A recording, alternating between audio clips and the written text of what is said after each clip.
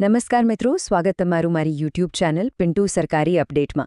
હવે જુઓ, 2026ની બોર્ડની પરીક્ષાઓ તો પૂરી થઈ ગઈ છે અને લાખો વિદ્યાર્થીઓએ દિવસ રાત એક કરીને ખૂબ મહેનત કરી છે.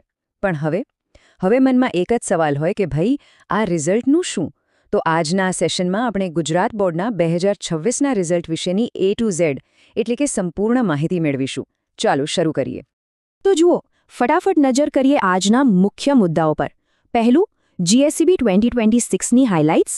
બીજું, રિઝલ્ટની તારીખો અને સમય. ત્રીજું, રિઝલ્ટ ચેક કરવાની રીતો. ચોથું, માર્કશીટની વિગતો. અને છેલ્લે, રિઝલ્ટ પછીની પ્રક્રિયાઓ. તો સૌથી પહેલાં વાત કરીએ વિભાગ 1ની એટલે કે જીએસઈબી 2026ની હાઇલાઇટ્સ વિશે. હવે સૌથી અગત્યની વાત, Gujarat secondary and higher secondary education board, જેને આપણે જીએસઈબી કહીએ છીએ, તેના દ્વારા લેવાયેલી એસએસસી અને એચએસસીની પરીક્ષાઓનું રિઝલ્ટ મે 2026ના પહેલા અથવા બીજા અઠવાડિયામાં આવવાની પૂરેપૂરી શક્યતા છે. હા, મે મહિનાની શરૂઆતમાં જ. અને એ ખાસ યાદ રાખવા જેવી બાબત એ છે કે રિઝલ્ટ જોવા માટે તમારો રોલ નંબર કે સીટ નંબર તમારી પાસે હાથવગો હોવો એકદમ જરૂરી છે. હવે આગળ વધીએ વિભાગ 2 તરફ. રિઝલ્ટની તારીખો અને સમય. ચાલો જોઈએ કે આખી ટાઈમલાઈન શું છે. તમને ખ્યાલ જ છે તેમ, ધોરણ 10 અને ધોરણ 12 સામાન્ય પ્રવાહની પરીક્ષાઓ 26 ફેબ્રુઆરીથી 16 માર્ચ 2026ની વચ્ચે લેવાઈ હતી અને વિજ્ઞાન પ્રવાહ એટલે કે સાયન્સની પરીક્ષાઓ તો 13 માર્ચે જ પૂરી થઈ ગઈ હતી. મતલબ કે હવે લાખો વિદ્યાર્થીઓનું કાઉન્ટડાઉન શરૂ થઈ ગયું છે અને બસ હવે તો સત્તાવાર રિઝલ્ટના દિવસની જ આતુરતાથી રાહ જોવાઈ રહી છે.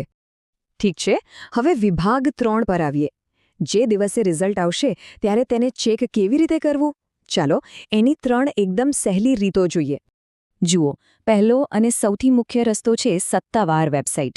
તમારે ખાલી gseb.org પણ જવાનું છે. ત્યાં એસએસસી અથવા એચએસસીની લિંક પર ક્લિક કરો, તમારો રોલ નંબર નાખો અને બસ તમારી પ્રોવિઝનલ માર્કશીટ સ્ક્રીન પર આવી જશે. અને હા, એને ભવિષ્ય માટે ડાઉનલોડ કરવાનું ભૂલતા નહીં હો. હવે બીજી રીત, જે એકદમ લેટેસ્ટ અને જોરદાર છે. માની લો કે રિઝલ્ટના દિવસે વેબસાઇટ હેંગ થઈ ગઈ અથવા ટ્રાફિક વધારે છે, તો ટેન્શન લેવાની કોઈ જ જરૂર નથી. સીધો વોટ્સએપ કાઢો. બોર્ડનો સત્તાવાર નંબર છે 6357300971. એને તમારા ફોનમાં સેવ કરો. પછી ચેટમાં તમારો 6 આંકડાનો સીટ નંબર ટાઈપ કરીને મેસેજ મોકલી દો. બસ, ગણતરીની સેકન્ડોમાં જ તમને તમારું રિઝલ્ટ એટલે કે તમે પાસ છો કે ના પાસ અને તમારા માર્ક્સ આ બધું સીધું વોટ્સએપ પર મળી જશે. કેવું જબરદસ્ત, સાચું ને? અને ત્રીજી રીત પણ જાણી લો. કદાચ ઇન્ટરનેટ નથી ચાલતું અથવા સ્માર્ટફોન નથી, તો ઓફલાઈન એસએમએસવાળી રીત બેસ્ટ છે. મોબાઈલના મેસેજમાં જઈને એસએસસી અથવા એચએસસી લખીને તમારો સીટ નંબર ટાઈપ કરો અને તેને 56263 પર સેન્ડ કરી દો. થોડી જ વારમાં તમને સામેથી એસએમએસ દ્વારા તમારું આખું રિઝલ્ટ મળી જશે. ચાલો, રિઝલ્ટ તો જોઈ લીધું. હવે વિભાગ 4ની વાત કરીએ, માર્કશીટની વિગતો વિશે. હવે એક ખાસ ધ્યાન રાખવા જેવી વાત, તમને ઓનલાઈન જે માર્કશીટ મળે છે ને, એ પ્રોવિઝનલ હોય છે.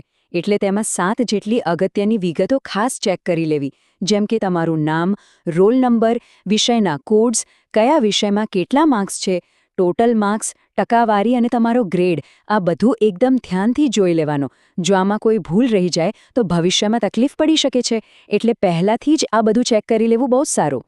તો રિઝલ્ટ આવી ગયું, માર્કશીટ પણ ચેક થઈ ગઈ. હવે વિભાગ 5 પર નજર કરીએ. રિઝલ્ટ પછી શું? આગળનો રસ્તો શું છે? જુઓ, સ્કૂલમાંથી એકવાર અસલ માર્કશીટ હાથમાં આવી જાય પછી ખરો ખેલ શરૂ થાય છે. જેઓ ધોરણ 10 પાસ કરશે એ લોકો ધોરણ 11 માટે પોતાની પસંદગી મુજબ આર્ટ્સ, કોમર્સ કે સાયન્સ લેવાનું નક્કી કરશે. અને જે લોકો ધોરણ 12 પાસ કરશે તેઓ કોલેજ કે યુનિવર્સિટી માટે, ભલે એ ભારતમાં હોય કે વિદેશમાં, પોતાની પસંદગીના કોર્સમાં એડમિશન માટે દોડાદોડી શરૂ કરી દેશે. પણ અહીં એક બીજી બહુ મહત્વની વાત મારે કહેવી છે. માની લો કે કોઈ કારણસર કોઈ વિદ્યાર્થી પહેલા પ્રયાસમાં પાસ નથી થઈ શકતો, તો જરાય નિરાશ થવાની જરૂર નથી. ભાઈ, આ કોઈ દુનિયાનો અંત નથી. ગુજરાત બોર્ડ તમને કમ્પાર્ટમેન્ટ પરીક્ષા એટલે કે ફરીથી પરીક્ષા આપવાની એક સરસ તક આપે છે. આની અરજી પણ તમે gseb.org પરથી કરી શકો છો. એટલે એક રસ્તો બંધ થાય તો બીજો ખુલ્લો જ છે. અને હા, એવા પણ વિદ્યાર્થીઓ હોય જેને એમ લાગે કે ભાઈ મેં તો બહુ લખ્યું હતું પણ માર્ક્સ ઓછા આવ્યા છે, તો તમારી પાસે આન્સર શીટ રીચેકિંગ એટલે કે પુનઃ મૂલ્યાંકન માટે અરજી કરવાનો પૂરો અધિકાર છે. બોર્ડ ટૂંક સમયમાં જ એની સૂચનાઓ આપશે અને જો તમારા માર્ક્સ વધશે તો તમને અપડેટ થયેલી માર્કશીટ પણ મળી જશે. મિત્રો, દરરોજની સરકારી અપડેટ સૌથી પહેલા મેળવવા અમારું ટેલિગ્રામ ગ્રુપ જોઈન કરો. લિંક ડિસ્ક્રિપ્શનમાં છે, હમણાં જોઈન કરી લો. તો મિત્રો, આ હતી સંપૂર્ણ માહિતી. જો તમને આ માહિતી ઉપયોગી લાગી હોય તો વિડિયો લાઇક કરો, ફોન મિત્રો સાથે શેર કરો, બેલ આઇકન દબાવો અને ચેનલને સબસ્ક્રાઇબ કરવાનું ભૂલશો નહીં. મળીએ ફરી એક નવી સરકારી ભરતી સાથે. જય હિન્દ, જય ગુજરાત.